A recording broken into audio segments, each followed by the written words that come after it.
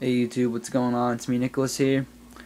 This is going to be a quick little update video on some of the breeding stuff I got going on, and some new animals and a new rack I got, and just a little update on a few animals. So basically, here's the room right now. Some of the lights are shutting off right now.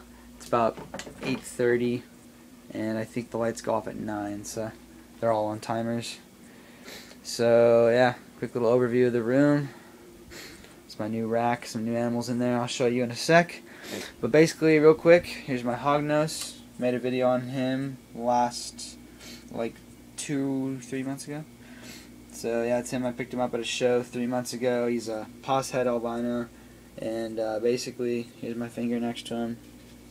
He's getting a lot bigger. He's growing a lot. He's only, like, I can't remember how many, but he's not even a year old yet. So he's getting pretty big. Pounding food. I feed him like 2 pinkies a week. So he's doing well. Here's the jungle. Jungle's back on feed again. He's been off feed for like 4 months probably, at least. So still working on getting him in a 40-gallon breeder, but he's doing great, pounding the medium rats. As far as breeding goes, I haven't introduced my geckos yet, but I'm gonna be breeding this bell albino female right here with this bell sungle male in here, and then also this patternless female.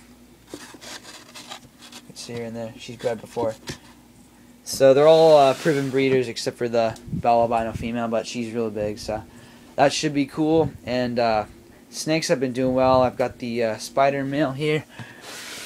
He's been locking up with the pinstripe female and the normal female.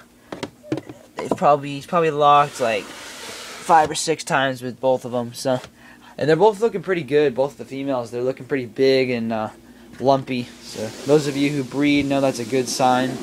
When they're looking lumpy, that means they're developing follicles and stuff. So basically, here's the normal female. You can see she's starting to get a little bigger. Put on some weight.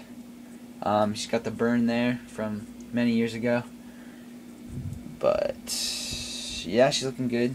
You can kind of see some little circular things right in here starting to form, little bend there in the skin.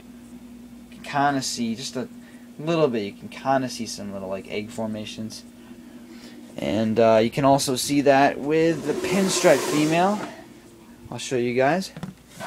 She's not quite as big as the normal, but she's got the weight. She doesn't look as big, but she's definitely got the weight.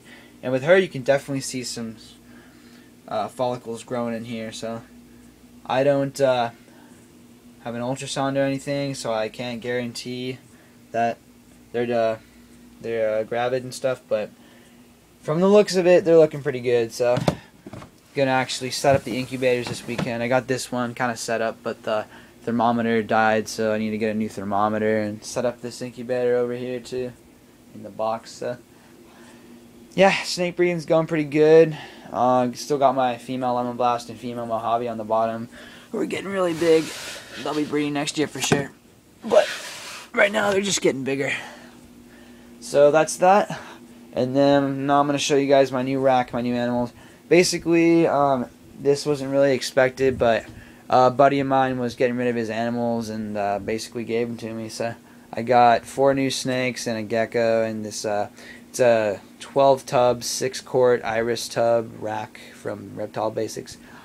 It's got 11-inch back heat, 11-inch flex watt back heat, and I'll show you guys the reptiles real quick. They're a little skinny, but I'm going to be fattening them up and most likely selling them.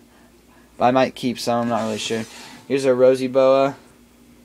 Don't really know what kind, but pretty long. Here's a male pastel. He could breed, but I got my male spider, so I don't really need him to. Might be selling him once I get him a little fatter and bigger.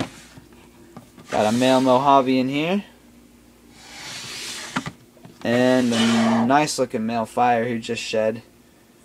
A little skinny, but I've actually got some rats defrosting right now, so that'll be cool. And then in here is a Tangerine Enigma male leopard gecko, who is in shed right now, so looks pretty white, but he's pretty cool. if he was a female, I could use him in breeding, but I might keep him just for the sake of breeding. But I mean, I've already got 2 males, and I don't really need him, so more than likely I'll be selling him soon.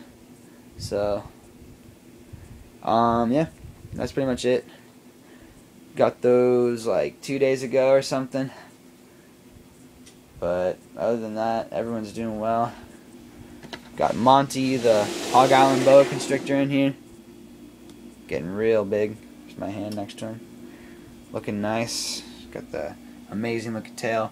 He's a purebred. He's not crossed with a red tail or anything, so he's good. Got the beardies chilling over here. Draco. Sorry, the cage is dirty, but it's mostly veggies.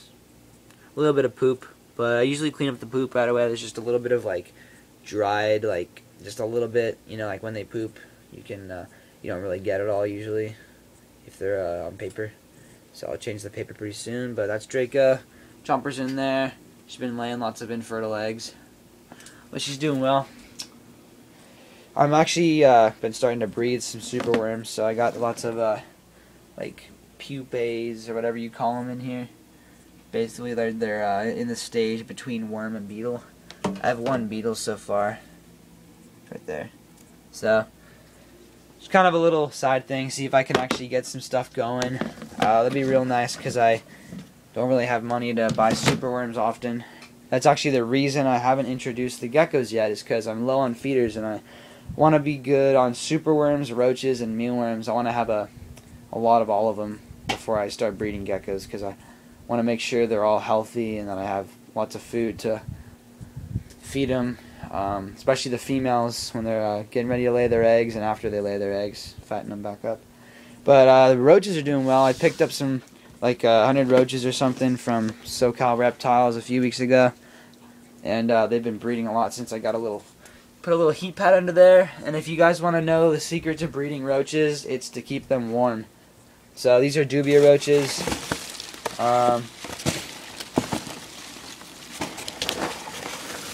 So yeah, I got a pretty good amount. I haven't started feeding them off yet, but pretty soon I'll probably sort them out, start feeding them, and then just keep the adults.